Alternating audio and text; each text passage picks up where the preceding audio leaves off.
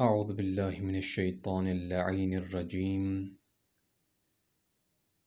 بسم الله الرحمن الرحيم.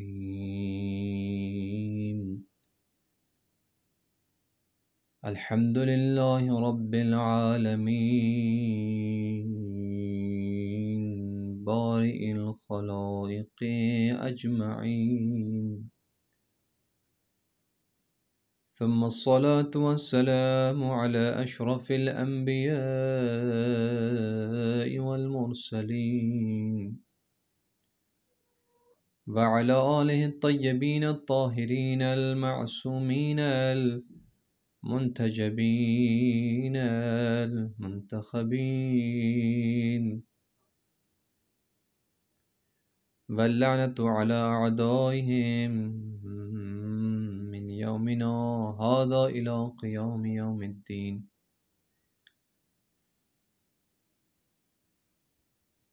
أما بعد، فقد قال الله تعالى وتبارك في محكم كتابه المجيد وفرقانه الحميد، وهو أصدق الصادقين وقوله الحق. بسم الله الرحمن الرحيم. إنما يريد الله ليذهب عنكم الرجس أهل البيت ويطهركم تطهيرا.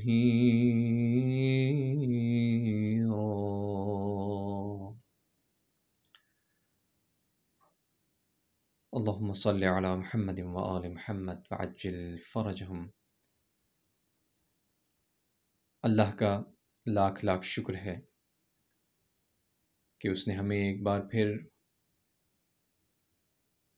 حسین کی ماں فاطمۃ الزہرا کی فرش عزا پر بیٹھنا نصیب فرمایا ہے۔ یقیناً ایام فاطمیہ احیاء دین اور بی بی سلام اللہ علیہا کی حیات طیبہ کو پڑھنے اور سمجھنے اور اس پر عمل کرنے کے ایام ہیں۔ آپ علیہ السلام کی ذات مبارکہ تمام عالمین کی عورتوں کے لیے اسوہ کاملہ ہونے کے ناطے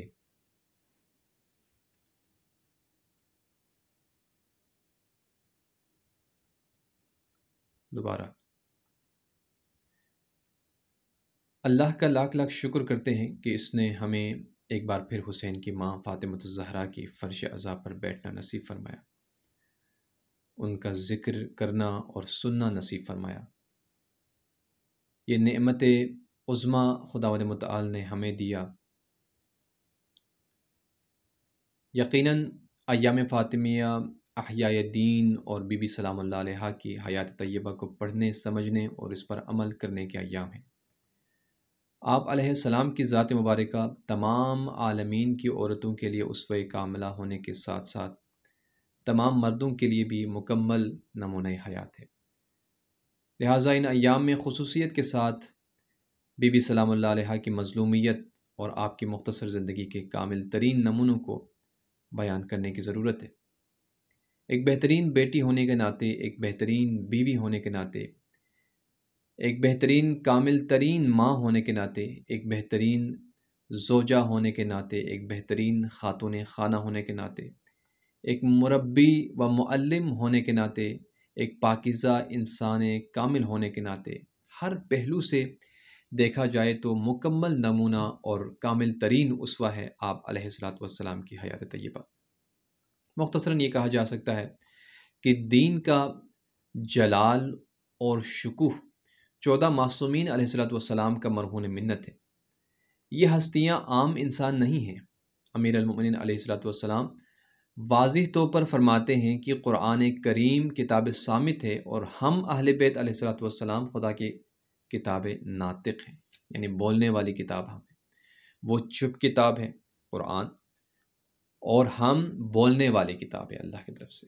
آیت اللہ جواد عاملی بہت خوبصورت بیان فرما رہے تھے اسی ایام کے حوالے سے، انہی ایام کے حوالے سے، کہ فاطمیہ صرف عزاداری نہیں ہے کہ ہم آئیں بی بی فاطمہ کے درد سنیں، مصیبت سنیں اور کچھ آنسو بہائیں، سینہ پیٹ کر ہم چلا جائیں۔ صرف یہ عزاداری کا ایام نہیں ہے، بلکہ ایام فاطمیہ اور ایام اربعین، باقی جو شہادت کے ایام ہیں ہمارے معصومین کے، ہمارے لیے ایک مکتب ہے، یہ خصوصیت کے ساتھ ایام فاطمیہ اور اربعین جیسے ایام ہمارے لیے ایک مکتب ہے، کیونکہ اہل بیت علیہ الصلوۃ والسلام قرآن ناطق ہیں۔ فاطمیہ نبوت، ولایت، امامت اور وحی شناسی کے ساتھ ساتھ حضرات معصومین علیہ الصلوۃ والسلام کے فرامین بیان کرنے کا اہم ترین موقع اور عزاداری کا ایام ہے۔ فاطمیہ صرف عزاداری نہیں ہے، بلکہ آن حضرت کی خطبوں کو باقاعدہ طور پر پڑھا جانا چاہیے ان ایام میں، اور آن حضرت کے نورانی کلمات بیان ہونے چاہیے۔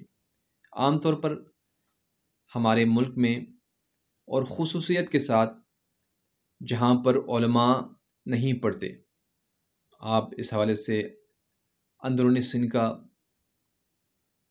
تصور کر لیجئے گا، یا پنجاب کے علاقوں کا تصور کر لیجئے گا، جہاں پر ممبر پر اہل علم نہیں ہیں، وہاں پر علماء ممبر پر نہیں ہیں، بلکہ ان کی جگہ پر وہ لوگ آ کر بیٹھ جاتے ہیں کہ جو عربی نہیں جانتے، جنہیں قرآن کی تعلیم نہیں آتی، جنہیں قرآن کی تعلیمات کا پتہ نہیں ہوتا، وہ صرف رٹا لگا کر کچھ تاریخی کتابوں کو پڑھ کر آتے ہیں، اور کچھ باقاعدہ طور پر ان کو اس کام کے لیے ٹرین کیا جاتا ہے تاکہ وہ لوگوں کے ذہنوں کے ساتھ کھیلیں، خیالات کے ساتھ کھیلیں، اور ان کی پسند اور ناپسند چیز کو خیال رکھ کر ان کو گمراہ کریں۔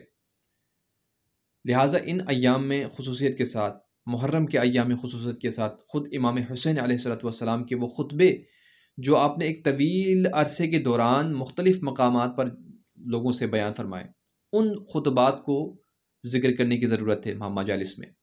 ان خطبات کو خود ہمیں پتہ چلے کہ امام حسین کیا چاہتے ہیں ہم سے، امام حسین ہم سے کیا تقاضا کر رہا ہے۔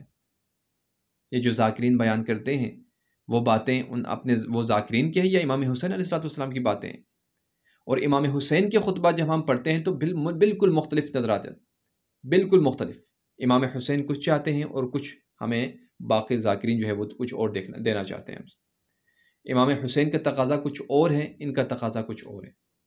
لہٰذا آیت اللہ جواد عاملی رحمۃ اللہ علیہ اس بات پر ضروری طور پر تاکید کرتے ہیں، اور ہمارے علماء مجتہدین ہمارے سروں کے تاج ہے، اور وہ جو کہیں ہمیں اس کے حساب سے چلنا چاہیے، اپنی زندگیوں کو خصوصیت کے ساتھ قرآن اور حدیث کے روشنی میں بہترین طریقے سے زندگی گزارنے کے لیے جو علماء کہیں ہمیں اس حساب سے اپنی زندگی کو آگے لے کر جانا چاہیے۔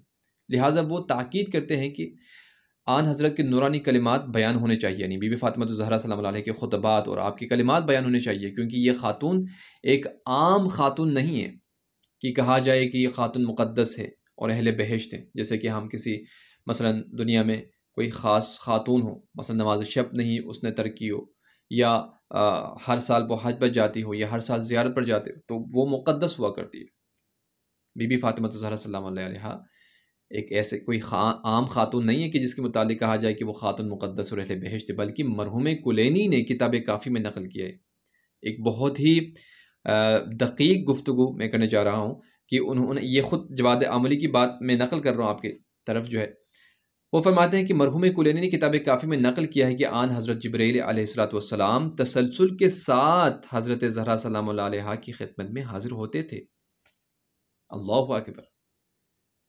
حضرت جبرائیل بی بی فاطمہ الزہرا کی خدمت میں حاضر ہوتے تھے، وہ بھی تسلسل کے ساتھ، ایسا نہیں کہ ایک مرتبہ یا دو مرتبہ آئے۔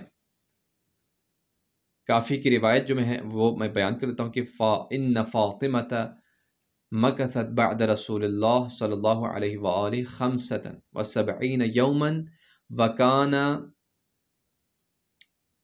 دَخَلَهَا حُزْنٌ شَدِيدٌ عَلَى أَبِيهَا وَكَانَ يَأْتِيهَا جِبْرَائِيلُ فَيُحْسِنُ عَزَاءَهَا عَلَى أَبِيهَا وَيُطَيِّبُ نَفْسَهَا وَيُخْبِرُهَا عَنْ أَبِيهَا وَمَكَانِهِ وَيُخْبِرُهَا بِمَا يَكُونُ بَعْدَهَا فِي ذُرِّيَّتِهَا وَكَانَ عَلِيٌّ يَكْتُبُ ذَلِكَ۔ یہاں پر جتنے بھی کانا کا لفظ استعمال ہوا، وَكَانَ دَخَلَهَا حُزْنٌ، وَكَانَ يَأْتِيهَا جِبْرَائِيل، اسی طرح سے وَكَانَ جو کانا کا جو لفظ یہاں پر استعمال ہوا ہے، لفظ استمرار کے معنی کو پہنچا رہا ہے، یعنی آپ اور ہم تک استمرار کے معنی کو بتایا جا رہا ہے، یعنی حضرت فاطمہ الزہرا سلام اللہ علیہ کی خدمت میں تسلسل کے ساتھ جبرائیل علیہ السلام آتے تھے۔ تسلسل کے ساتھ. ہر پیغمبر پر جبرائیل نازل نہیں ہوئے، یہ ذہن میں رکھیں نقطہ. ہر پیغمبر پر جبرائیل امین نازل نہیں ہوئے. یہ حضرت فاطمہ الزہرا کی شان ہے کہ جبرائیل تسلسل کے ساتھ آن حضرت کو آپ کے بابا کی رحلت کی تسلیت پیش کرنے آئے اور اسی طرح آئندہ کے واقعات آگاہ کرنے آئے. یہ فاطمہ الزہرا سلام اللہ علیہا کی فضیلت ہے. آن حضرت صلوات اللہ علیہا جو کچھ جبرائیل علیہ السلام سے دریافت کرتی تھیں اسے فرماتی تھیں اور نیز لکھواتی تھیں. وکان علی یکتب ذالک، آخری میں جو لفظ ہے یا جملہ ہے اس میں یہ کہ وکان علی علیہ السلام یکتب ذالک، آپ فرماتی تھیں اور علی علیہ السلام لکھتے تھے. اللہ اکبر، یہ کیسا مقام و مرتبہ ہے بی بی کا. وہی کو فاطمہ الزہرا سلام اللہ علیہا ڈائریکٹ دریافت کریں اور علی علیہ السلام سے فرماتی ہیں اور علی کاتب وحی فاطمہ ہو جائیں. اللہ اکبر، اللہ اکبر. لہذا فاطمہ الزہرا سلام اللہ علیہا کی نسبت اگر بڑے بڑے فقہا اور علماء ادب و احترام سے پیش آتے ہیں تو وہ ان بے نظیر فضائل و کمالات کی وجہ سے ہیں کہ جن کمالات اور فضائل کے بی بی فاطمہ الزہرا سلام اللہ علیہا حامل ہیں شاید کوئی اور ہو. یونس بن عبد الرحمن امام صادق علیہ السلام سے نقل کرتے ہیں کہ لولا ان اللہ خلق امیر المؤمنین لفاطمہ ما کان لها کف علی ظہر الارض، اگر علی علیہ السلام نہ ہوتے تو روئے زمین پر فاطمہ الزہرا سلام اللہ علیہا کا کوئی کف یعنی آپ کی منزلت اور مقام کے مطابق کوئی ہمسر نہ ہوتا. لہٰذا ہماری ذمہ داری صرف عزاداری نہیں ہے. ایام فاطمیہ ہمارے لیے ایک مکتب ہے. ایام فاطمیہ، کربلا، 40 اور 28 صفر ہمارے لیے مکتب ہیں. یہ ہستیاں قرآن ناطق ہیں. لہٰذا ان ایام میں زیادہ سے زیادہ انہی معصومین علیہ السلام کے فرامین، انہی کے خطبات بیان ہونے چاہیے تاکہ جو دین کا مغز ہیں وہ ہم تک پہنچے اور ہمیں پتہ چل جائے کہ اللہ ہم سے کیا چاہتا ہے، رسول ہم سے کیا تقاضا کرتا ہے، حسین ہم سے کیا چاہتا ہے، فاطمہ الزہرا حسین کی ماں ہم سے کیا تقاضا کرتی ہے، تاکہ اس لحاظ سے ہم عزاداری کو بجا لائیں اور ایک ایسی انقلابی عزاداری ہم بجا لائیں جس عزاداری کے ساتھ ہم اپنی زندگیوں میں انقلاب لا سکیں، جس عزاداری کے بعد ہم اس دنیا میں عزت و افتخار کے ساتھ زندگی گزار سکیں اور آخرت میں حسین کی ماں فاطمہ الزہرا کی شفاعت ہمیں نصیب میں آئے. اللہ اکبر. یہ ایسی ہستیاں تھیں کہ جن کی عزت اور احترام اور عظمت کو رسول اللہ صلی اللہ علیہ وسلم اپنی پوری زندگی میں لوگوں کو بتلاتے رہے کہ دیکھو یہ مجھ سے ہیں، میں ان سے ہوں. کبھی حسین کے بارے میں فرمایا کہ حسین منی وانا من حسین. کبھی حسن کو چوم کر فرماتے تھے کہ جو اس سے خوش ہیں اس سے میں خوش ہوں. بی بی فاطمہ الزہرا سلام اللہ علیہا کے بارے میں کئی بار اور کئی احادیث، سینکڑوں احادیث موجود ہیں جس میں آپ کی عظمت کو آپ نے باقاعدہ طور پر لوگوں کو بلا کر بیان فرمائی کہ فاطمہ کیا ہے. وما ينطق عن الهوى ان هو الا وحی یوحی، جو رسول اپنے لبوں کو جنبش تک نہیں دیتا جب تک اللہ کی طرف سے وحی نہ ہو. ایسا کیسے ہو سکتا ہے کہ وہ رسول جب فاطمہ الزہرا سلام اللہ علیہا رسول اللہ صلی اللہ علیہ وآلہ وسلم کے کمرے میں آتی تھی، آپ کے دولت سراب میں تشریف لاتی تھی، رسول خدا نہ فقط اپنے جگہ سے کھڑے ہو جایا کرتے تھے بلکہ کھڑے ہو کر کچھ قدم آگے بڑھ کر بی بی فاطمہ الزہرا سلام اللہ علیہا کے ہاتھوں کو چومتے تھے، پیشانی کا بوسہ لیتے تھے، سینے سے لگاتے تھے. یہ سب کچھ کیوں؟ اتنی محبت ایک باپ اپنی بیٹی سے اور ایک ایسے رسول کے متعلق جس کے بارے میں اللہ نے یہ فیصلہ کر دیا کہ ان ہوا الا وحی یوحی وما ينطق عن الهوى. اب وہ وحی کے بغیر اپنے زبان تک کو جنبش نہیں دیتا، وہ یہ سب کچھ کیوں کر رہا ہے؟ کبھی حسین کے لیے اپنے سجدوں کو طول کرتا ہے. اللہ اکبر.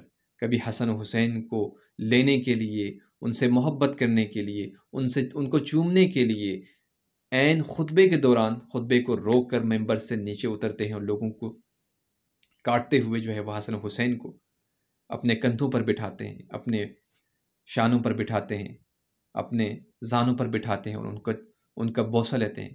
کبھی حسین کے حلقوم کا بوسہ لیتے ہیں تو کبھی حسن کے لبوں کا بوسہ لیتے ہیں اور لوگوں کو بتاتے ہیں کہ میرے یہ معصوم اور یہ میرے بچے کون ہیں، ان کی عظمت کیا ہے، اور خدا کی نظر میں ان ہستیوں کی عظمت کیا ہے۔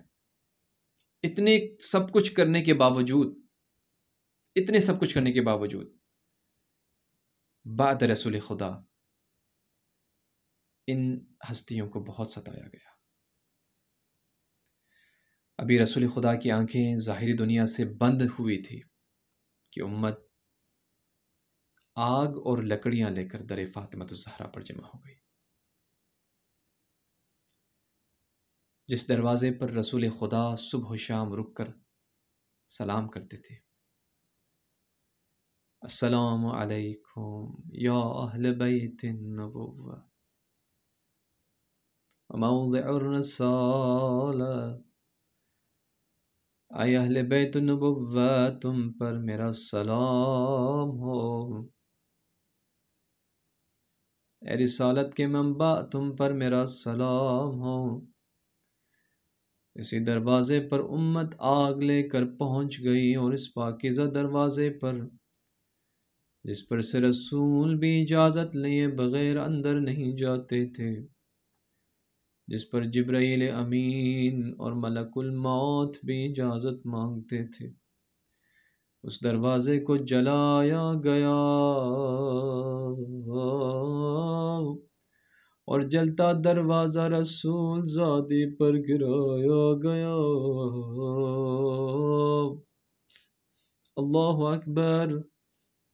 اس ملعون نے جلتے دروازے پر اس طرح سے لات ماری کہ جس میں موجود آگ کی میخ رسول زادی کے لاغر جسم مطہر میں پیوست ہوئے، اور رسول زادی کی چیخیں در و دیوار کے درمیان بلند ہوئیں، یا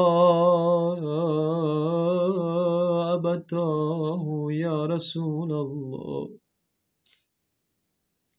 یا ابتاه یا رسول اللہ، ہاکذا یفعل بحبیبتک، اے بابا جان، اے رسول خدا، دیکھیے ذرا آپ کی محبوب و پیاری بیٹی کے ساتھ ایسا برتاؤ کیا جا رہا ہے،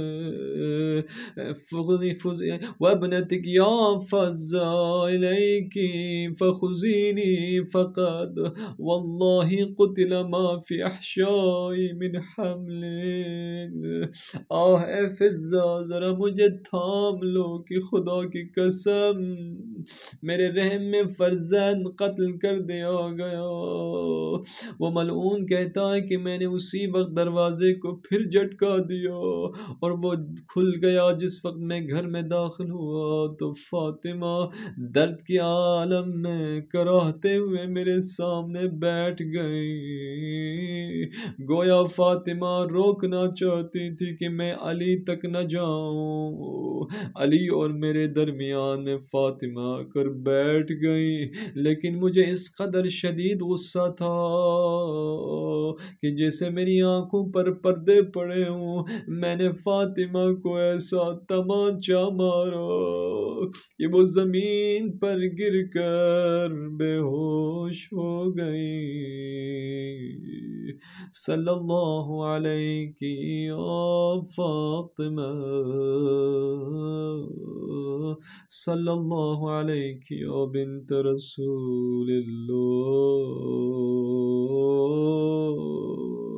صلی اللہ علیہ یا مظلومہ، واللعنۃ علی اعدائک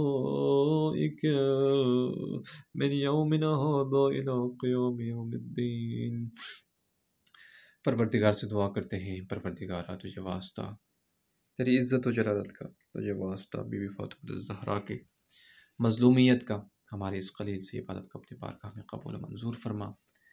اے پروردگارہ، جتنے بھی مؤمنین مؤمنات سن رہے ہیں اس مجلس کو، بی بی فاطمہ الزہرا کے فرش پر بیٹھے ہیں اور آپ سلام اللہ علیہ کا ذکر سن رہے ہیں، پروردگارہ آپ سلام اللہ علیہ کی زندگی کو پڑھنے، سمجھنے اور اس پر عمل کرنے کی ہم سب کو توفیق نصیب فرما۔